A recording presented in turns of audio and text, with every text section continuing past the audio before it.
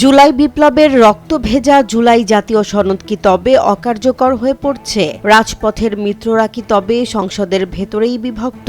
যে স্বপ্ন নিয়ে ছাত্র জনতা লড়াই করেছিল সেই সনদ বাস্তবায়নের পদ্ধতি নিয়ে খোদ সংসদেই তৈরি হয়েছে বড় ধরনের ধোঁয়াশা। রবিবার সংসদ অধিবেশনে সরকারি দল বিএনপি এবং বিরোধী দল জামাতে ইসলামী ও এনসিপির অবস্থানে ফুটে উঠেছে চূড়ান্ত বিভেদ।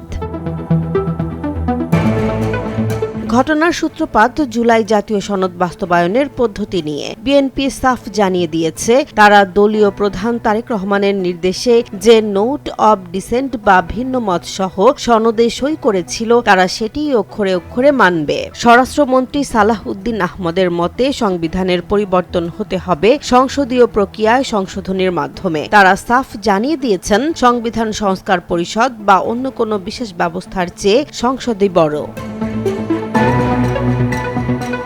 অন্যদিকে বিরোধী দল জামাতে ইসলামী ও এনসিপির অবস্থান সম্পূর্ণ বিপরীত। তারা মনে করে গত ৫৪ বছরে যে সংবিধান বারবার ফ্যাসিবাদের জন্ম দিয়েছে তার আমূল সংস্কার প্রয়োজন, কেবল সংশোধনী নয়। জামাত নেতা শফিকুর রহমানের দাবি, দেশ ও জনগণের স্বার্থে তারা অনেক জায়গায় ছাড় দিয়েছেন, কিন্তু সংবিধানের সেই কলঙ্কিত জায়গাগুলো বদলাতে সংস্কার পরিষদের বৈঠক প্রয়োজন।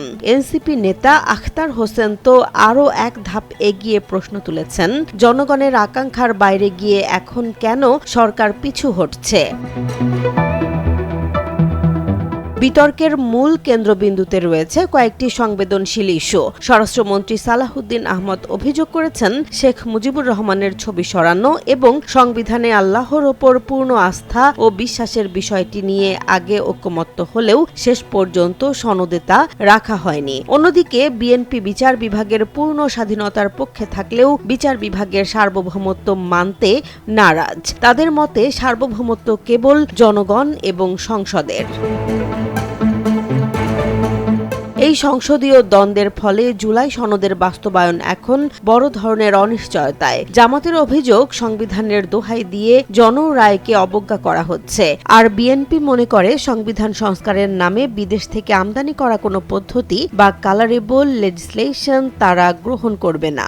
এই অনড় অবস্থানের ফলে প্রশ্ন উঠেছে, তবে কি শহীদদের আকাঙ্ক্ষার সেই সনদটি শেষ পর্যন্ত রাজনৈতিক রেষারেষির বলি হতে যাচ্ছে?